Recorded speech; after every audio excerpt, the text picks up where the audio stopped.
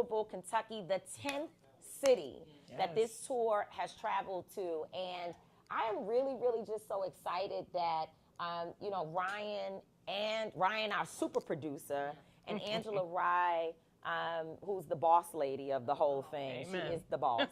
She doesn't like when we say that, but she is definitely the boss. I tell people she's the boss. She's my boss, and I'm afraid. Yes. No, but she's actually really operating from a space of love for our people and keeping this tour together.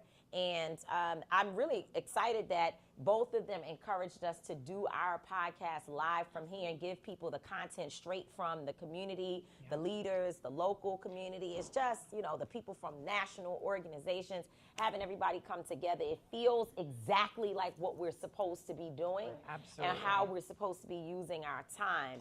And I want to do something a little different in this segment. My son had to leave us to go do a Boycott Black Murder workshop along with attorney Angelo Pinto, who's one of the 4 co-founders of Until Freedom. They are in a workshop now talking with the community about how we deal with violence in our community. And, there are so many, I say this all the time, that there are so many cities across this country who've never been able to depend on national and sometimes local government to help them fight anything, right? And specifically deal with crime and to deal with community, public safety. They had to find their own models. Some of it is volunteerism. Some of it they can get money, their tax dollars from the mayors and local, city government. Some of it is raising money from whoever, influencers, lawyers, and whoever they can get it from to do the work that they do every day. And if we're not uplifting that on this tour, then the tour is without purpose.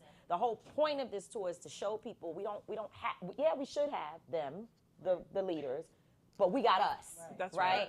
And that's so important. And I wanted to do something different here, which is to do a little rapid fire conversation because Karen, she's on TV. Karen Finney, who I will introduce both of these beautiful women in a second. But Karen Finney is on TV all the time, and she does rapid fire very well.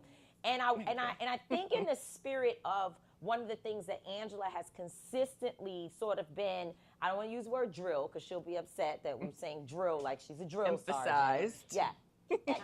Highlighted, emphasized, is this idea that we have to have strategy and process. Right. That's right. Right? And I think the two of you represent that well. Strategy, process, right? How do we get it done? Yeah. So when we talk about an issue right now, what does the local community do to address that? Some of our people don't think elections have anything to do with the larger issues, right? And it scares me that our people don't be knowing sometimes. I'm like, hey, we can actually work on that. We just talked, Karen, about the consent. Well, let me first of all introduce you all properly, and y'all too. Y'all my sisters, but I need to say it from the reading. You just say whatever you want. Because it's just too important. They got too much going on, Ryan Butler. Too much going on. So this is my 2 a.m. buddy, Dewana Thompson. We talk on the phone at 2 o'clock in the morning, try to get black folks straight. And so Dewana Thompson is a seasoned political and social strategist. She leads Black Equity Strategy and Trust. She is co-founder and chief strategy officer for Akina Technologies, the first Black-owned, Black female-led AI tech firm specializing in a culturally competent, generative, AI language model and social connect tool, so ChatGPT on steroids for Black people. Absolutely. Okay. We need that. Dewana is the founder of Woke Vote, which I have the pleasure in my organization, Until Freedom, to work with all the time on projects. An organization designed to engage, mobilize, and turn out African American voters in the South through campus and faith-based outreach, culturally relevant and data-driven GOTV, get out the vote efforts, and training for new organizers. Dewana's a bad girl, period. And then Karen Finney, who is a political strategist, CNN commentator, who built her career of more than 30 years at the intersection of politics, media, and cultural change. As a consultant, Karen focuses on electing women and people of color. Also, she is a convener of the Black Women's Leadership Collective, one of our tour partners. Okay, Holly Holiday's in the room as well. These are powerful women here, and my thing is like, we got all this. All this in our community. Look at all this. Look at all this. the brilliance. Look at this. If you were here if you were here for our segment with Pastor Mike McBride and Tef Poe, we got all this. Okay? If you were here to hear Attorney Lanita Baker and Attorney Angela Ryan, we got all this. We have so much in our community. And so we're going to do this rapid fire conversation. We talked with Attorney Baker and Attorney Ryan, Angela, and Lanita about the consent decree here in Louisville. You know, I don't know if the two of you feel this way, but throughout my career, every time I'm working on something, God moves. And it's not always in a good way, right? Like some things it don't feel good, right? But he always moves. So we're getting ready to come to Louisville. Everything is, Louisville needs help, of course. We need help everywhere, right? Black folks everywhere need help. But then the consent decree issue comes up. And the Trump administration, the work that so many people have done to get the federal government to come in here and say, you have to change the culture of policing. This has now just been disbanded just like this. They have just decided to strip it away. That's right. And they're no longer in the Department of Justice going to continue that work.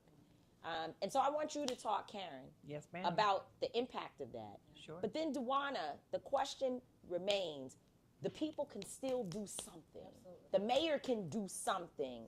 So what does that look like? So go ahead, ladies. So I think we got it. And thank you so much. I love being here. I love being here with you. All this brilliance, especially because I do feel like sometimes, we forget that people's lives don't change that much from presidential election to presidential election. That's why being out here reminding people of what we have in our own community is so important. We have to make the change. We have to make it happen. And so with this consent decree, partially it's another reminder that this man who is in the White House, he does not care. And he is telling all the people that we have been fighting, it's okay. I got you. I mean, the consent decree, obviously here in Louisville, has very specific meaning and work that you did, and I know Breonna Taylor's mother did. But it also sends a message to police departments around the country that they are free to do what they want to do, how they want to do it. And that's dangerous for us. That is dangerous for Black and brown people, particularly at a time when they're already taking people off the streets, these ICE officers, right? So we just have to be mindful. We've known they don't have our back. We're going to have to fight for everything. But I think it's important. And I think we have to connect the dots, because the other thing that happened this week, real quick, we saw more pardons. And these pardons are telling us something very important. Number one, that he's normalizing white-collar crime, because he's a criminal himself. So he's trying to say, it's okay. It's all right. I got you. For a certain group of people. That's right. And for a certain amount of money. That's right. At the same time, who did he start with? The January 6th rioters. His own in-house militia. So at the same time, he's normalizing one kind of crime for one kind of people. He's telling another group of people, you want to do what you want, I got your back. And we have to stay focused on fighting these fights, holding people accountable. I know you're going to talk about that, Dewana, but calling it out is important, and connecting all these dots is important too, because that whole picture tells us what he's really trying to do here. I agree.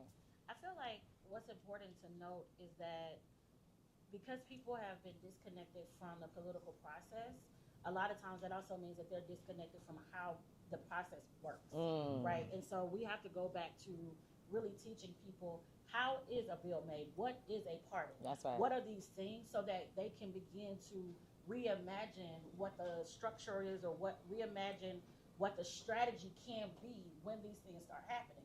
Part of the reason why they're doing so much of this in rapid fire is because they realize that if they do it quickly, some of us cannot respond as quickly as they are doing the thing. That's right. Because we haven't set up the strategies, we haven't set up the relationships, We haven't really been thinking 5 and 10 years down the road, which is really the essence of power mapping, right? Yep. We understand that there are some things that can only happen at the national level, but pretty much I got my start in municipal government, and I will tell you that pretty much everything that impacts your day-to-day life starts on the local level. 100%. And so you have to be tapped into who is your city council person, who is your mayor, who is your commissioner, who is the dog catcher. And School the reason board. that is important, school board, right? That is important is because we need to get people who have our justice lens and who understand policy and who also understand movement.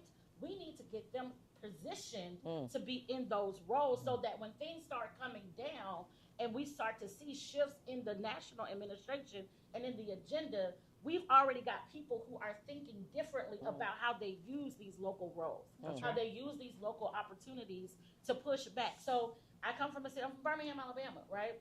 We have been trying to change the minimum wage in Birmingham for years. We have a mayor who literally changed the minimum wage 3 times. But what happened is when it got to the state level, it got pushed back down. Right. And now That's they've right. created a policy at the state level that says a city cannot change its minimum wage. They did that in direct response to what he was That's doing. right. Right? And so what that means is we got to get the folk at the state level out. That's right. But That's we should right. have did that the first time they came back and said the city couldn't do it. That's we right. should have gone back at that time. And so it is really looking strategically about what government components handle what leaders handle what, who do we have in those roles and in those spaces. So yeah, voting is not always the sexiest thing to do. It's not the only way to liberation, but it is a strategic tool to get people who think like us in spaces to be able to activate for us when they can. But you just said something really important too, which is voting is like one part. The other part is holding people accountable. Absolutely. They work for us. Absolutely. That's right. Right? They want our vote. Absolutely. They want our money. They want our support. Then they better deliver results. Absolutely. And I do think sometimes we forget that. That's We true. forget after the fact, like, wait a second. Yeah. No. You may have these big donors, but you wanted our votes. Absolutely. And if you want them again, don't come back here. That's right. Right? Don't show up 6 weeks before Yeah. That's right. and think we're just going to step and fetch and jump. That's right. Absolutely. Delivering results.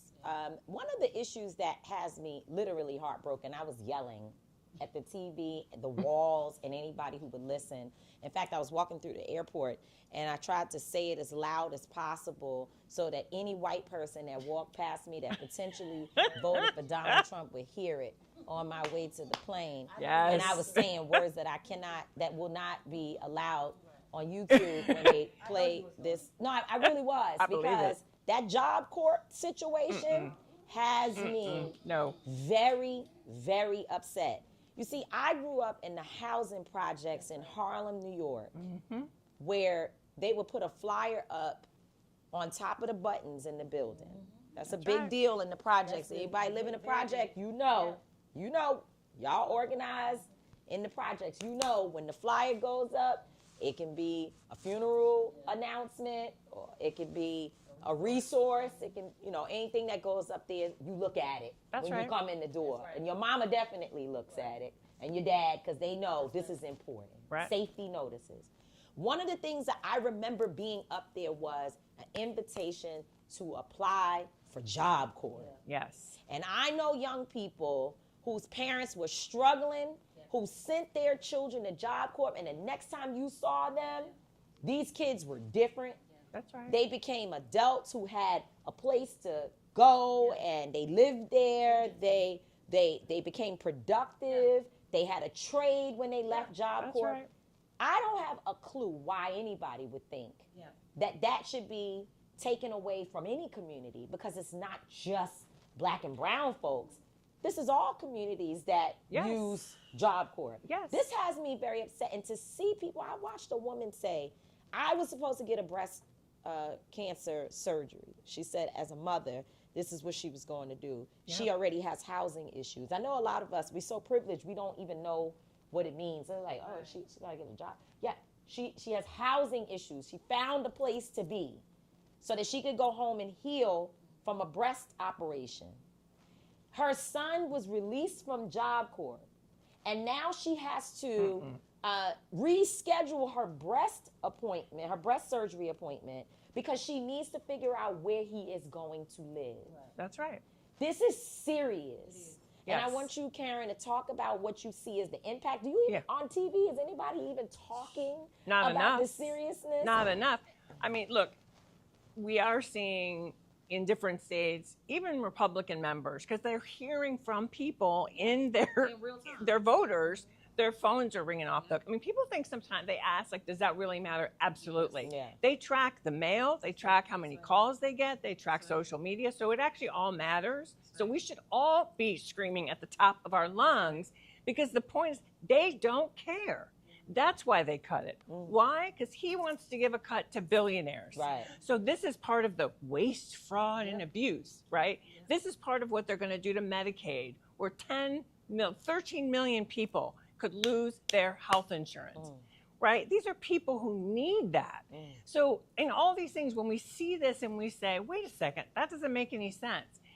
It doesn't make sense unless you remember he's got a different goal than we do. Wow. Absolutely. Wow. So Dewana, so now what? Because you know how city budgets work. No See, pressure, girl. That's the problem with Dewana. She'd be like, yeah, I hear you, Mr. Mayor, but you could actually do steps That's 1, 2, right. 3, 4. And this is a you know, it might be a little hot, but let me just say, sometimes we as organizers are ahead of our time. So when we were saying defund the police, which by the way, nobody said abolish the police. Right. We said defund, which means to drop that budget down a To little reimagine bit. the budget. Right. And Refocus the I budget. told people, I don't care if you call it hopscotch and pop. Do it. Take away the defund. You don't like the word, Call it whatever. You know, Jesus come. I don't care. What we mean is redistribute the funds. Yes. So now you have to have mayors who have and state level governments who have the foresight and the interest in the people to say we opening these programs back up. We're gonna take a little money from the places that have overblown budgets. Don't go take it from education and housing. They already struggling. But your police budgets that don't need a new bazooka Sure. in a local community, why can't we take a little bit of money from there and shift it? Get So some what do you jobs. think local governments can do? So the first thing is any budget is a moral document. It tells you what people care about and what they are imagining is possible, what they think is most valuable. So the first thing is we got to know what's in the budget, right? We have to understand how the city budgets work. As the chairwoman for the housing authority for the city of Birmingham, which I am, I can tell you, I want to go back to the job. Come on, Dewana. I want to go Pop your shit, Dewana. Come Boom. on, Dewana. No, because the reason why I say this is because I want to go back to the job corps thing really quickly. Is that you have to remember that for some people, job corps was their only way out That's right. of a system That's that right. already held us down, right? That's right. And that's an economic system. So when you think about job corps not being available, but you are also telling people in this generation and in this time right now to pull yourself up by your own bootstraps, but yet every single strap has been cut off, that leads to hopelessness. And so what we have to really begin to do is determine who, I know Job Corps was important, but there are other organizations and city organizations that provide jobs for our young people and provide readiness opportunities for our young people. Yeah. It is time to redistribute the wealth in those budgets to those programs Yes. that have already existed Wow. and do That's the right. same things That's right. that Job Corps did. But now, okay, if you don't want to do it on a national level, we have had multiple organizations who have pathways who didn't have the funding. But That's right. providing housing is a particular thing that Job Corps does Yes, Yep. it does. that Yeah. we also need to build in. So we need to expand And these that's models. why every city government has a community development department. They get community development grants, block grants, all kinds of different things that they go to. You know, it's a long process of it, but the point is that they get resources specifically for that kind of programming, and they're supposed to, if they are really being intentional, they're supposed to align that process with their public housing authorities, their public education spaces, all of their resources, public resource access points. There's supposed to be a collaborative process of how all of those things work together. So when you go back to the budget and you see that parks and recreation, which, yes, it is important that we have parks and recreation. Yes. Because our babies don't have nowhere to go. That's Right. right. That's So, right. but when Parks and Recreation is only getting $5, but you know the organization that only can do one event a year is getting $200,000, That's a that's when you problem. begin to see that Yeah, something is co- off here. conservation, Right, which right. we want We want conservation, conservation, but what are you who's conserving? usually Right. in that? Exactly. Yeah. It's right? usually white Right. folks in right. conservation Especially and when art. Because they're That cutting doesn't that exist, too, by the right? way. They're So cutting a lot of that They're too. cutting, Yeah. they're cutting Yeah, they conservation, are. but They are. not cutting it in certain spaces. That's That's right. right. And this is why redlining, all the different things, it all comes together. And so what we can do as individuals is to know the budget, is to push back on how those resources are being used. We also have to be intentional about supporting and uplifting the resources of the organizations in our own community. That's right. Yeah. And putting them in front of the mayor, putting that, lobbying on their behalf in That's front right. of these places, because sometimes people don't even know that those things exist in the mayor's office. I'm gonna be honest. That's right. So we have to take some of that stuff and put it at the forefront of their agendas to And- make sure they're aware. I think that's part of why this is an intergenerational moment as well, Absolutely. because Absolutely. younger folk can learn from older folk about maybe there's some strategies that, like you said, There people are. don't know or hadn't done. Yeah. Let's go find out. Let's work Absolutely. together. And it's part of why State of the People is so important, Absolutely. because it's building this national network and Yeah. connection. And I hope these connections in these communities where we've been going in the 10 cities and we've got more Yeah. coming up, stay together. Yeah. Because that's how we're gonna, to Build your point, power. Duana, that's how we build that power. Yeah. Because if 10 people are standing in front of the mayor Yeah. or the city council, that's harder to ignore Yeah. than when it's one person on their own. Absolutely. Yeah, that's Absolutely. right. Just last thing, and we'll wrap up. What has been your most inspirational part of being organizers on the State of the People Power Tour? Mm. Ooh, my Lord. I mean, look, I'll be real Because honest. it's not easy. No, it's not. It's hard work. is. Hello. It goes, for me, it goes back to how just depressed I felt Yeah. after the election, and understanding that the part of the goal, and we do need to understand this, like you said, doing so much so fast Yeah. is also to exhaust us, Yeah. to overwhelm us. And so for me, it felt like an opportunity to regroup with my Mm. people That's good.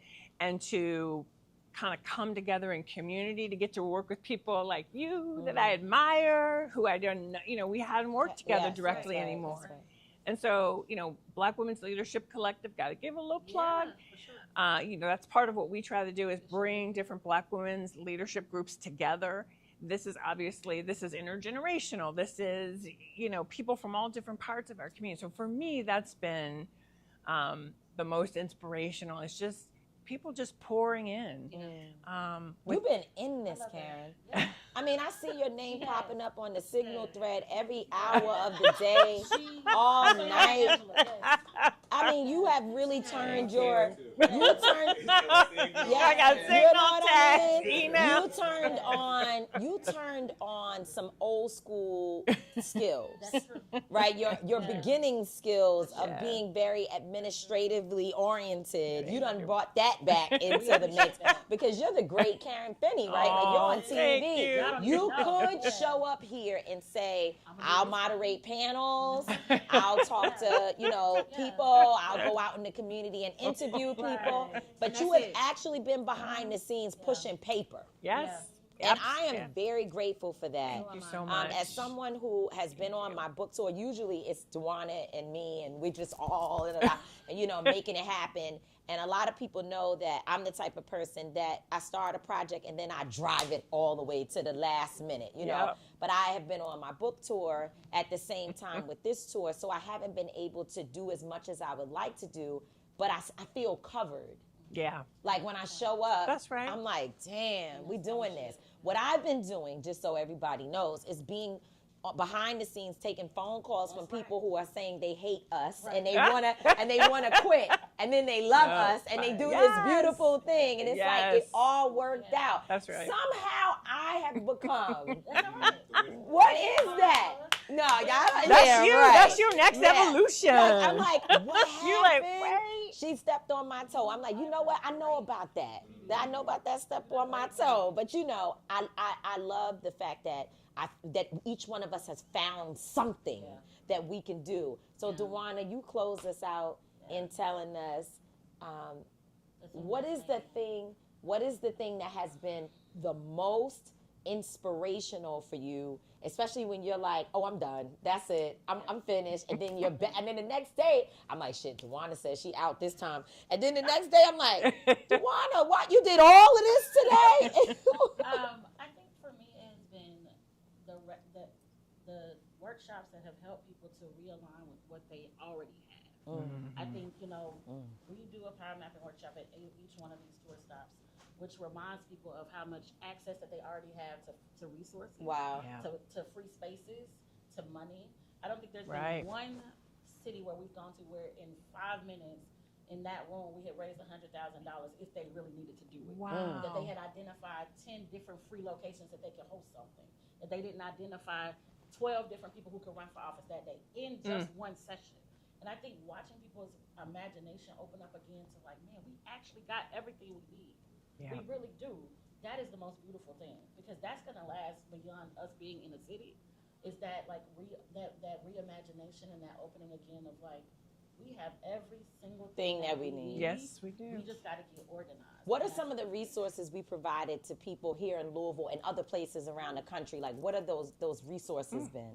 It's been a lot. First of all, shout out to the Louisville team that brought all this stuff together. Yes. Nicole Hayden's and Nicole Yates. And Nicole Hayden's coming right up. All of the different people, the Melvins, everyone who came together. But I saw, we had so many different things. Well, my favorite one, I'm going to be honest, it was two things. One was a weapons preparedness class. Wow. Around protection. Right? Wow. And I think that is important because we should. That was here? That was here. Oh, wow. I didn't know that. Yeah, and I think it's important because we as people should feel comfortable with protecting ourselves. Yes. But also being accountable to that, right? But I love that there was that class here to teach that around that safety. The second thing that I love was the gardens. They gave everybody specialized gardens to be able to start planting fruit and seeds and different things in there. They was out there digging up dirt and making sure that they understand. Like, I was like, what? Then I saw some goats. First time I was like, wait, we're going to do what now? Garden beds. What kind of beds? No, real goats, not like goats was out there. Back to that. Yes, I know. So I love that they brought that and reminded us that we have a special relationship with the earth. Yes. Where we have an ability to grow our own food, to take care of our own people. So that was done here in Louisville specifically. Some other cities, what were some of the resources? Oh my God. Gas, food giveaways. We utility bills, light bills. Visiting people in jail. Oh my God. Currently incarcerated. And the formerly That's right. Y'all know I gotta blow this up. I'm sorry. I have to say it, and we're done. No. But just so people know, just so people know, these great folks were in New Orleans, Louisiana, with our dear brother Gary Chambers and our brother Emil Washington, who were the two leads of the New Orleans tour stop. On day whatever they went. I didn't go the city of New Orleans to do the tour stop. Yes, we did. They went into a particular jail. Yes, we did. They met with some incarcerated individuals, Yes, we did. and then days later, a week to be exact. 11, 10, No, 11. Of some of those people. We're not saying that y'all met with them or anything like that. We did not. Okay. Ryan did, apparently. These individuals escaped from the same exact jail. I didn't realize. Yeah. Thank overlap. God it was over a week later, so we cannot be associated in any way. Somebody felt freedom. But but there is a young man who I think he's one of the last two who's on the run. Yeah. He did a video saying that he's innocent. I don't know anything about that. We're not going to make a statement about that. But what I would say is that at least I know in that young man's case, several of his family members have been arrested for helping him. Yeah. They say, allegedly. Yeah. And I don't know what's happening with the other guy. And what I would say is that I don't want anybody to be incarcerated, but I know that if it's going to impact your family, you need to be mindful of what you're doing. And I don't know, and I hope that both of these individuals, because they will find you. Yeah. Yes. They will find you, that they would find the appropriate people to support them with what they need to turn themselves in and not to put other people's lives in danger. Right. And That's really important. We joke about, the connection, but the seriousness of what is happening is important. And I'm not saying they should just walk out into a firing squad. I hope that our communities, whether it's the pastors or whomever it is that can help them, will help them That's to right. get themselves safely to where they need to be. So hopefully that happens. Yes. Thank y'all. Thank so you. very Thank you for much. doing live. Thank you. Do more live. Yeah. Woo-hoo! We can do this more often. Yes. Go, Boom. Brian.